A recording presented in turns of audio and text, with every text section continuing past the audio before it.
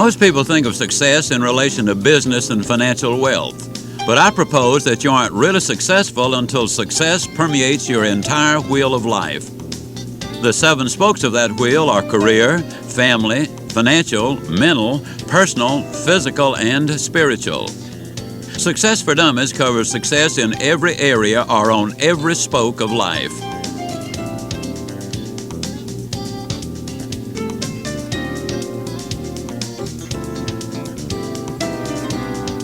But what is success? Success is many things to many people.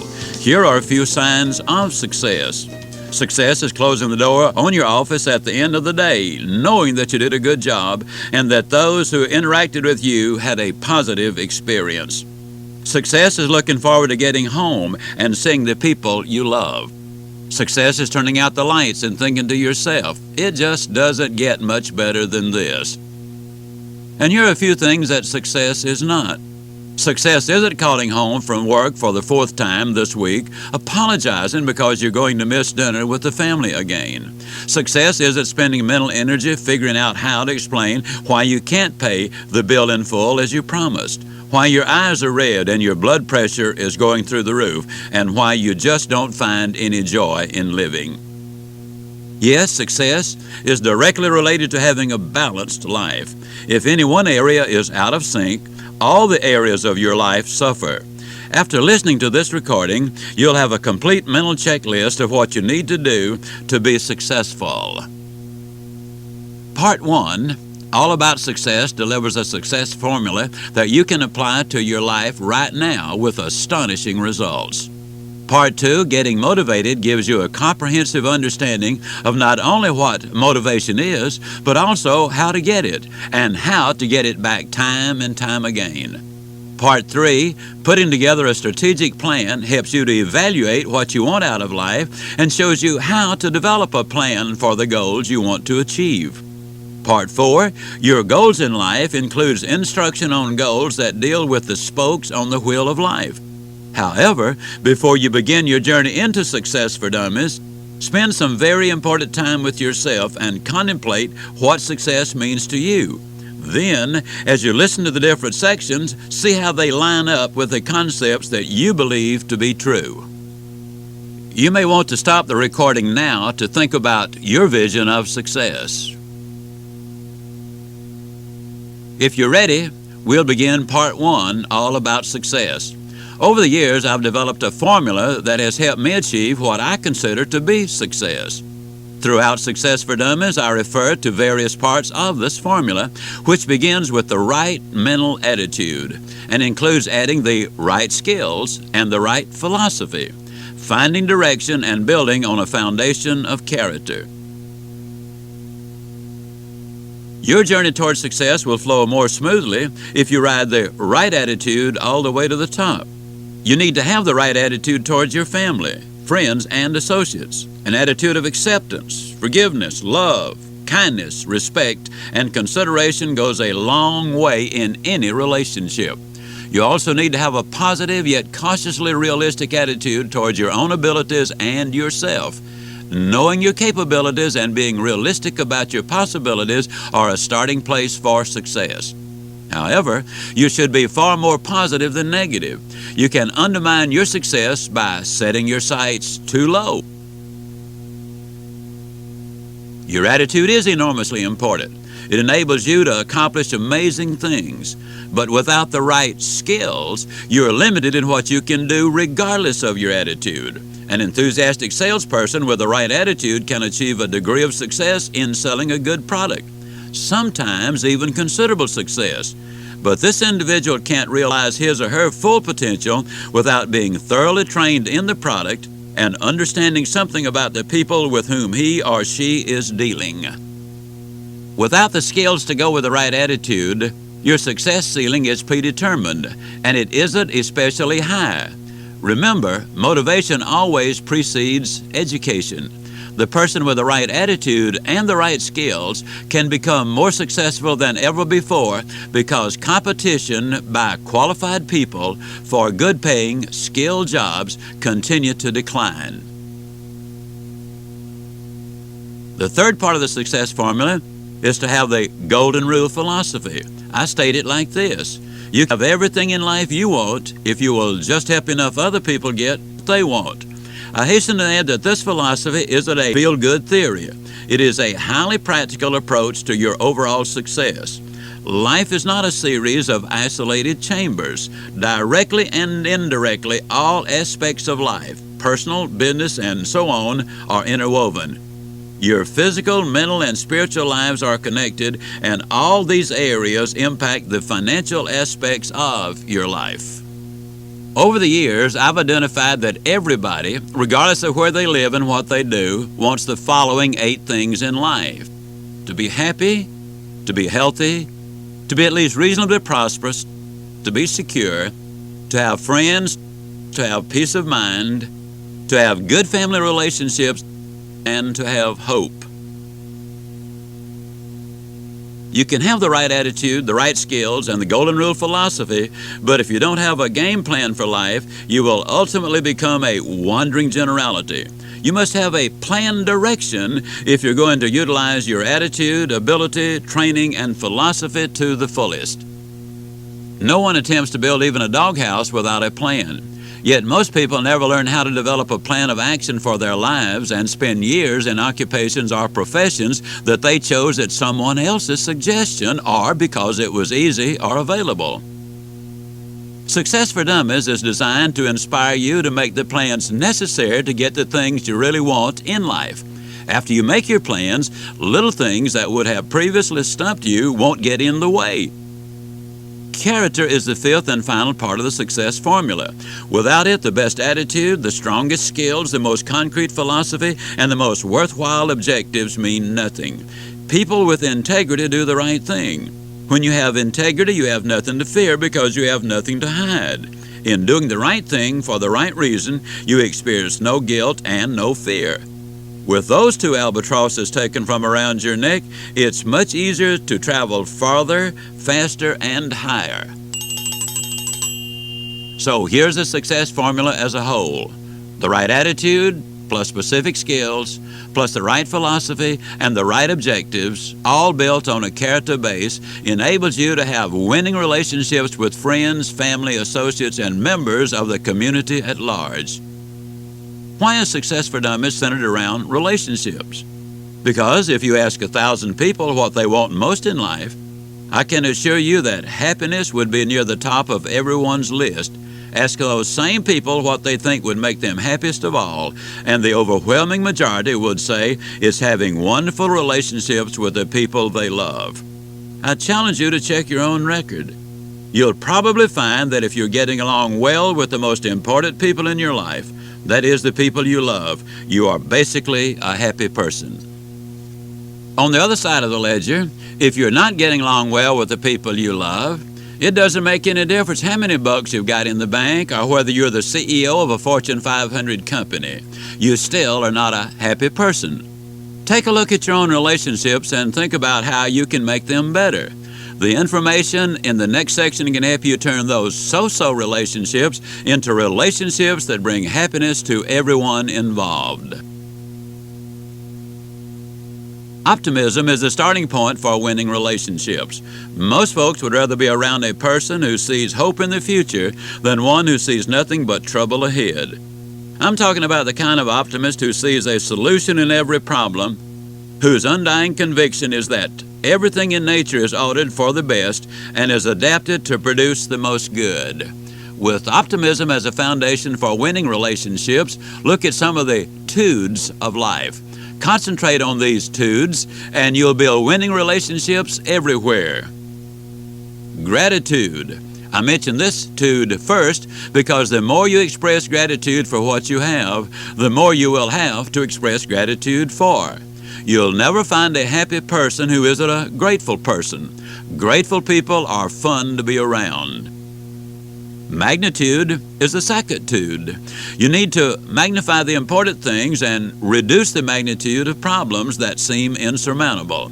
Don't make mountains out of molehills is a wise observation. It stabilizes relationships. Latitude is the final tude.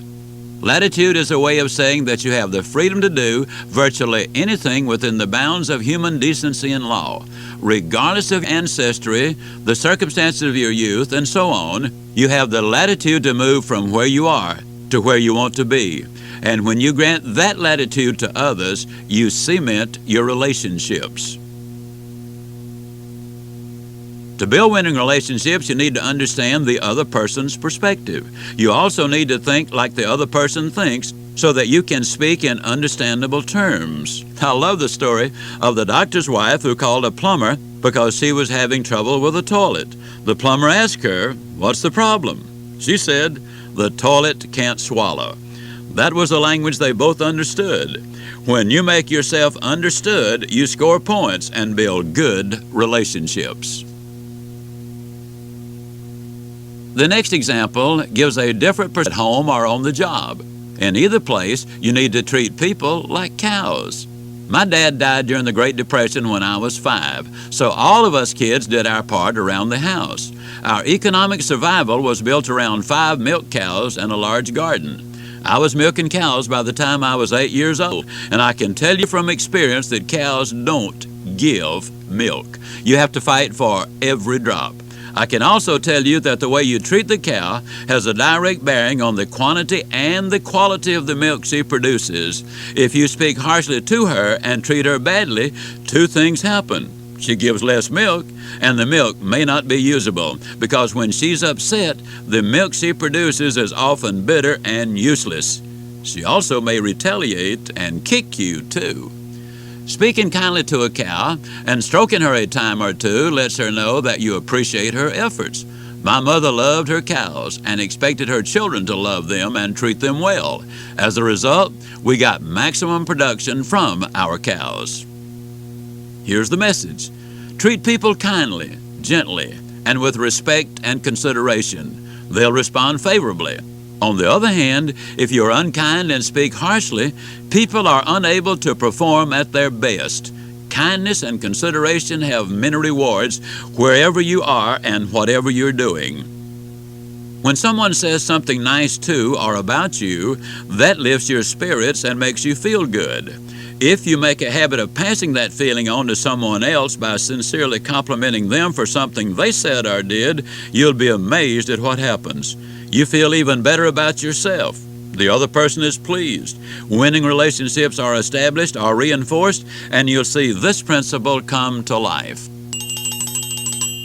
Relationships are important. Build relationships first, and building a career, a marriage, or a business becomes much easier. Besides fulfilling relationships, what makes a successful business person, mate, parent, or individual? I believe that success is made up of the characteristics described in this next section. These are qualities that you learn and acquire over time. Conviction, commitment, hard work, integrity, character, consistency, persistency, a sense of humor, and faith. Your heredity, environment, and connections are also important factors. Conviction and commitment comes first. Success begins with the desire to be successful and the conviction that you can be successful. Then and only then do you make plans to reach that specific objective. After you make plans, you must be willing to commit to them. For the successful, hard work is a must. In society today, many people are somewhat like the fellow who, when asked how long he had been working for his company, responded, "Ever since they threatened to fire me." The same may be true in your relationships with your mate and your children. Too often, it's only when you get into trouble that you get serious about working to solve the problem. However, real freedom is yours when you give your best in every situation. The successful person has integrity. Integrity is a hallmark of success that everyone can readily identify. The kind of person you are determines the things you do, whether it's at home, on the job, or in society. A successful person has character, consistency, and persistency. Consistency is one of the most important and stabilizing qualities you can have. Your consistency is determined to an extraordinarily large degree by your character. You can't inherit character, but you can learn it and then demonstrate it. The successful person is persistent. Persistence enables you, through various experiences and failures, to uncover talents and develop a creativity that first astonishes you, then delights you, and finally brings you material rewards far beyond your initial expectations. People who quit when they encounter the first obstacle never develop the creativity that is the ultimate reward for keeping a commitment and persisting until you reach your objective. Of course, heredity and environment play a part in success. The big advantage that heredity offers is the lessons you learn. The parent, or surrogate parent, teaches by telling and consistently living and showing by example the qualities of life that ensure long-term success. You may be thinking, I came from a bad environment. What about me? Where does this leave me? The answer is that your past leaves you with a brilliant future if you're willing to accept responsibility for making that future all that it can be. A truly successful person has a sense of humor, learning to take things in stride and smiling when you could have chosen to get angry just as easily is to your advantage 100% of the time. If you can find the humor in otherwise distressing situations, you will enjoy life more fully and you'll move past obstacles much easier. Faith is the greatest hallmark of success. My friends and acquaintances are of many different faiths, but all of them believe that they don't have the final word in how their lives play out. They know that they are not alone in their journey from birth to death, and this knowledge strengthens them for the trials they face along life's way. Supporting the people you love and care about is far easier when you feel loved and cared about as well. Life is so much more than money, and perhaps the greatest success of all is owning that little piece of knowledge. I can just guess what you're thinking, and you're right. The successful person does have connections. The right connections can open doors, but what happens inside those doors is entirely up to you and your own persuasiveness and abilities. As you listen to this recording, you'll discover relationship skills that can help you overcome those inherited or environmental problems you may have had as a child and can catapult you into the fast-forward category of life. But how can you make the necessary changes to get on track? Part 2, Getting Motivated, will light a fire under you. Welcome to Part 2, Getting Motivated. Motivation is a powerful tool for success. The degree to which you can remain motivated and continue to make forward progress determines whether you realize the life goals that you establish. But the reward for being motivated isn't just raw goal accomplishment. The accompanying benefits of being motivated are numerous, and they can change your life. Let's look at 8 benefits. You can probably think of even more. The first benefit is creativity. Motivated people think more clearly. They focus more intellectual resources on their current project, and the result is more creativity. The second benefit is energy. People who are motivated actually need less sleep, not because they're on a constant adrenaline rush, but because they possess a genuine, energizing excitement. The next benefit is health. People who have a positive feeling about their life and its potential have reasons to get and stay healthy. Magnetism is the fourth benefit of being motivated. Others are naturally drawn to winners and folks who are energizing by nature and habit. The fifth benefit of being motivated is momentum. Motivation gathers speed as it rolls along in offices, homes, and communities. Next is multiplication. Motivation is contagious. It spreads and multiplies. Then the seventh benefit is recognition. When people live a motivated lifestyle, others respect them for their achievements and, because they want to be associated with a winner, offer their assistance. Finally, productivity is a prime benefit of being motivated. Motivated people get more done. They move quickly, deliberately, and with a concern for maintaining a can-do attitude along the way. That little feeling of anticipation you may have felt when hearing about the rewards of motivation is just an inkling of what motivation is. Being motivated means being ready to take action. You can know every detail of how to become successful, but you need to be ready to act on that knowledge in order to start your journey towards success. All my life, I've tried to understand why people do the things they do. And sometimes my greatest challenge is to figure out the motivating factors for my own behavior. When I boil down all my observations into a couple of concepts that get people to do something, I come up with these two motivators: the desire for gain and the fear of loss. According to Rabbi Daniel Lapin, 4 basic desires motivate people: wealth, power, wisdom, and honor. Unfortunately, in today's world, people often confuse honor with popularity and work to get the latter with disastrous long-term results. Taking the service approach and doing the right thing gives you a realistic chance of being recognized, rewarded, and honored for the right reasons. Fear of loss is the second motivator. You should have real fear in walking across a busy street without going to the corner. A fear of driving your car at excessive speeds under any conditions, but particularly where the visibility is poor or the streets are slippery, is legitimate.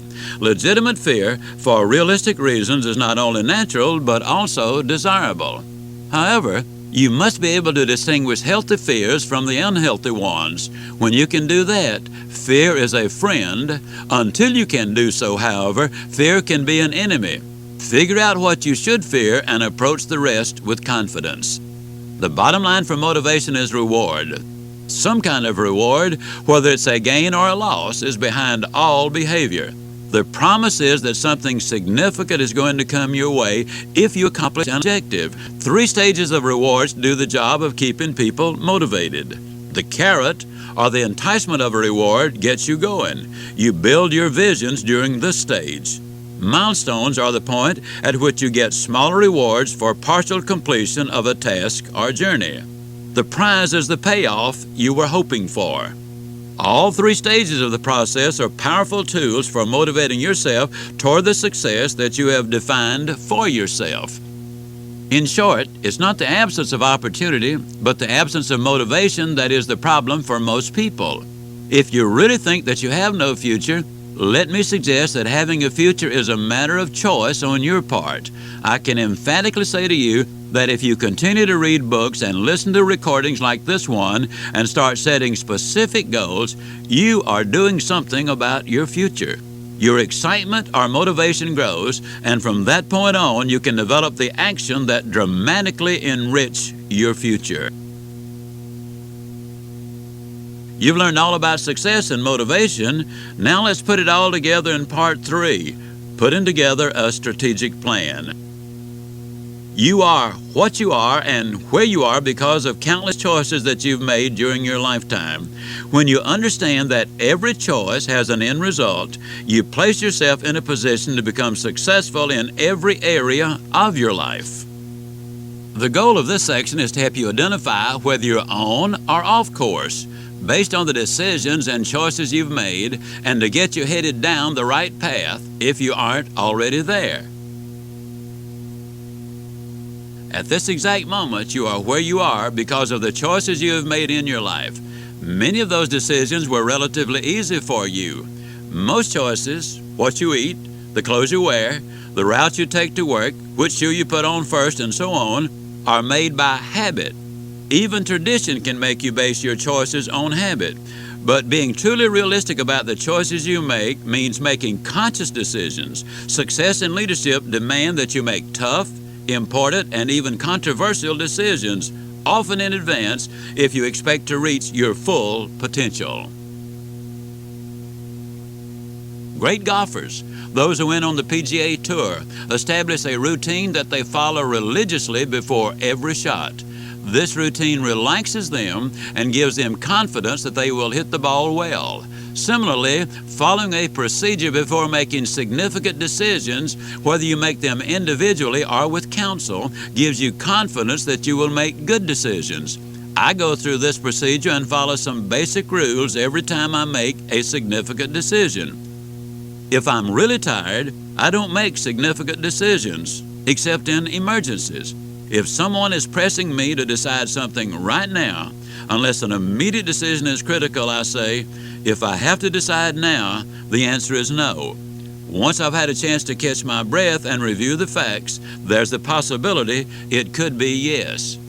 I like to determine the maximum benefit of a decision, assuming that everything goes my way.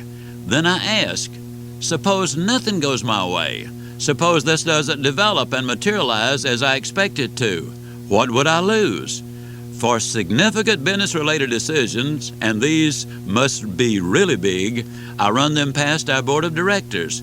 These people are successful in their businesses and professions and have a considerable amount of knowledge, experience, and wisdom, all of which are must in the decision-making process. If the decision is too minor to involve the board, but I still want input, I get my family together to look at the pros and cons. I also like to pray about my decisions. I ask God to help me see the truth of my motives and to lead me in the way I should go. If I'm about to make an unwise decision, I simply don't have peace about that decision, and I consequently act on that feeling of unease. This last point brings up another thought.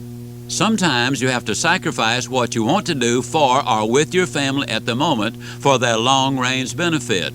The financial gain may be so significant that the family would be served best in the long term by making the decision a financial one. However, be careful to note any trends, and if the financial consideration starts to win too often, then the decision goes to the family, almost regardless of the financial benefits that may come your way. I conclude this section with an idea that explains the irrational behavior of intelligent people from time to time. Rabbi Daniel Lapin, a scientist trained in logic, explains that cognitive dissonance is the culprit.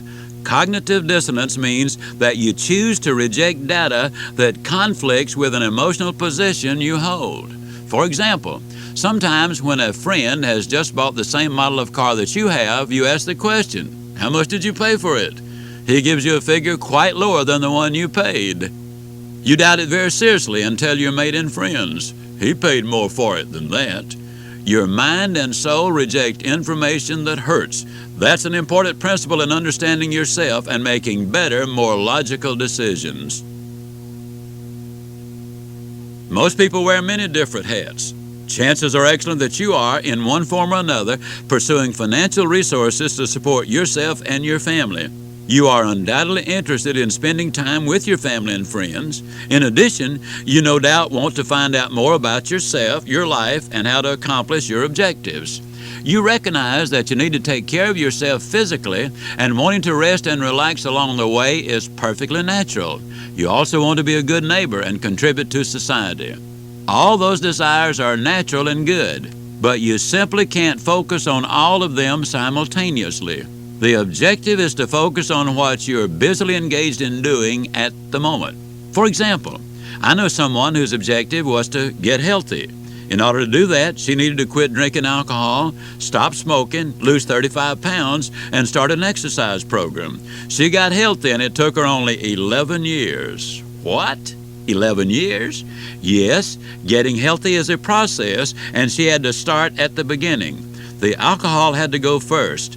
Had she tried to quit smoking while she was still drinking, the alcohol would have lowered her resistance to the urge to smoke, and she would have smoked.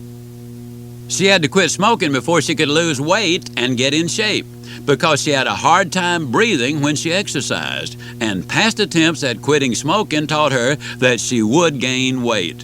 She quit smoking with the knowledge that she would gain weight, but that she would lose it as soon as she got used to not smoking. A year passed before she was ready to exercise and lose weight. 2 years later, she had lost her weight and was feeling good about herself. She had focused on breaking one habit at a time, and she methodically worked through her long-range plan for good health. Had she tried to change any 2 or more major areas at the same time, she would have short-circuited from the stress, and failure would have been imminent. To be successful in life, you need to learn to work toward one major objective and juggle 2 to 3 short-range to mid-range goals at a time. This section shows you how to do just that. I show you how to identify the areas of your life that need and deserve the majority of your attention, and how balancing your life makes you better at everything you do. The number of goals to be, do, and have is innumerable, so learning how to prioritize which goals are worth your time and attention is very important. The following list can help you to do so. First, on a notepad, identify everything you want to be, do, or have. Second, after 24 hours, ask yourself why you choose each item. If you can't articulate in one sentence why a goal is significant and appropriate at this time, delete that goal from your list. Third, ask yourself, do the goals I have show balance? Fourth, ask yourself these 5 questions. Is it really my goal? Is it morally right and fair to everyone involved? Will it take me closer to my long-range objectives? Can I commit myself to start and reach this goal? Can I see myself reaching this goal? Fifth, give each goal this final test of the basic 8 wants in life. Will it make me happier? Will it make me healthier? Will it make me more prosperous?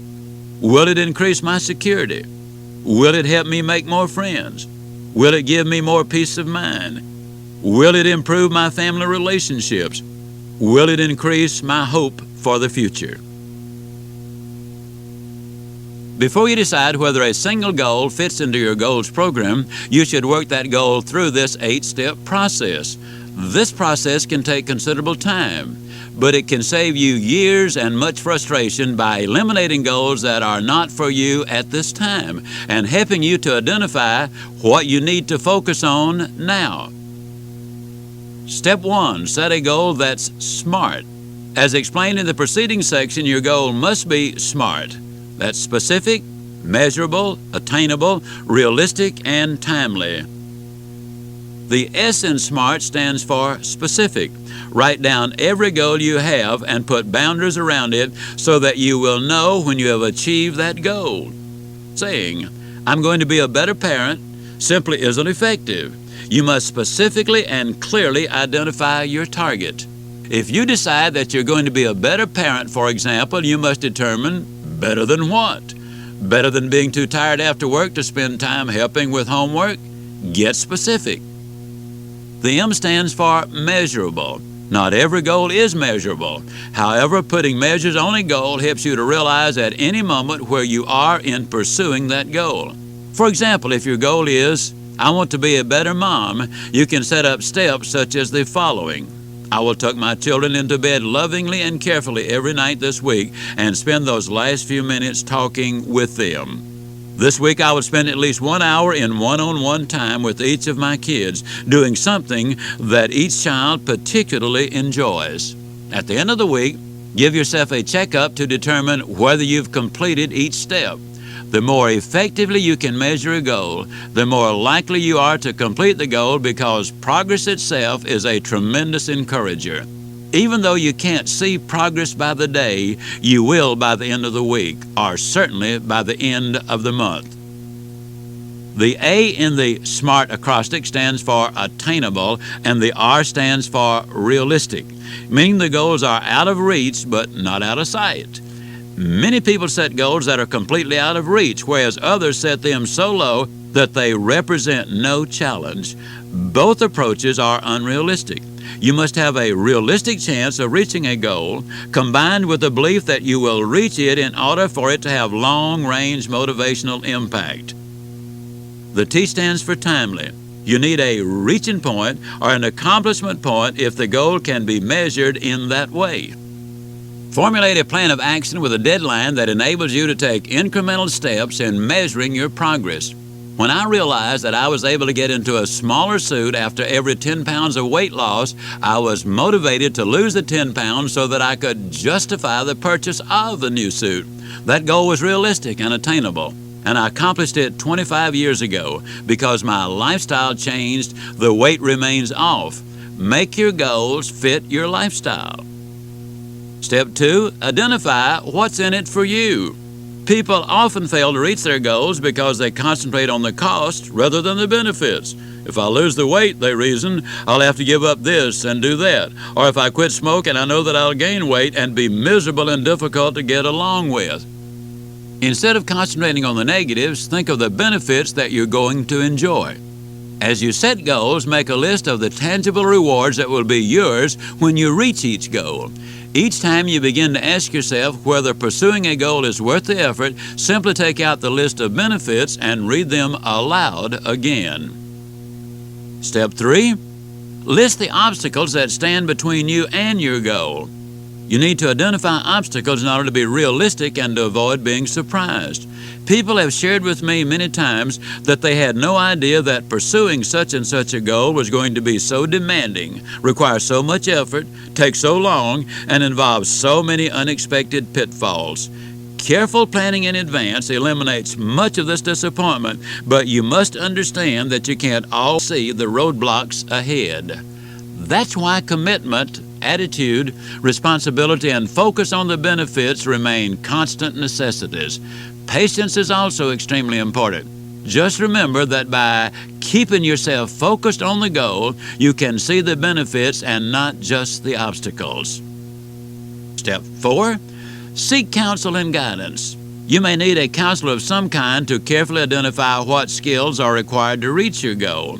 Seeking guidance also helps you along the way because you have a carefully prepared plan of action intact for dealing with obstacles. Step 5. Consider who can help you. Henry Ostra's barn floor was inundated with 29 inches of water because of a rising creek. This Bruno, Nebraska farmer recognized that he had a substantial problem, but he also believed that he could find a solution. His objective was to move his entire 17,000-pound barn to a new foundation 143 feet away. Herman's son Mike devised a latticework of steel tubing and nailed, bolted, and welded it on the inside and the outside of the barn. To this framework, he attached hundreds of handles. Then Herman invited 344 volunteers to pick up his barn and move it to the new foundation. Actually, the process was reasonably simple.